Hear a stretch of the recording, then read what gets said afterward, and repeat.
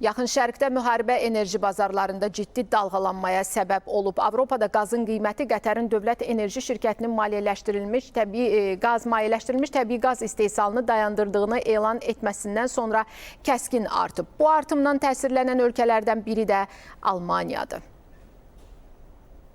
Regional təhlükəsizlik sayəsində həm də ilk növbədə yaxın şərqdən tədarüklərdən güclü asılı olan qlobal neft və qaz bazarlarında yüksək qeyri-müəyyənlik qorunub saxlanılır. Birləşmiş Ştatlar və İsrailin İrana zərbələrinə qaz bazarı gərgin reaksiya verir. Martın 2-də Avropada qaz qiymətləri demək olar ki 50% artıb. Niderlandın TTF platformasında qiymətlər megawatt saata görə 50 avroya yüksəlib.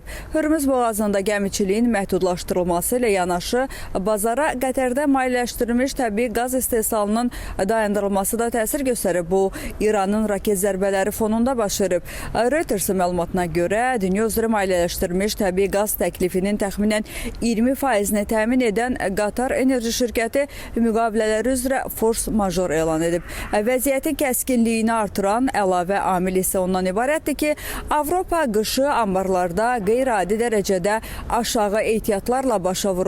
Ən həssas ölkələr arasında blokun iki böyük iqtisadiyyatı Almaniya və Fransa yer alır.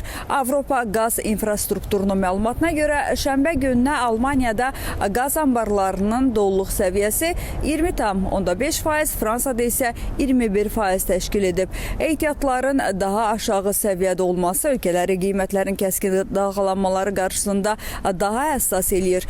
Yeni istilik mövsümünə hazırlaşmaq üçün region bu yay əhəmiyyətli həcmdə yanacaq ixal etməli olacaq.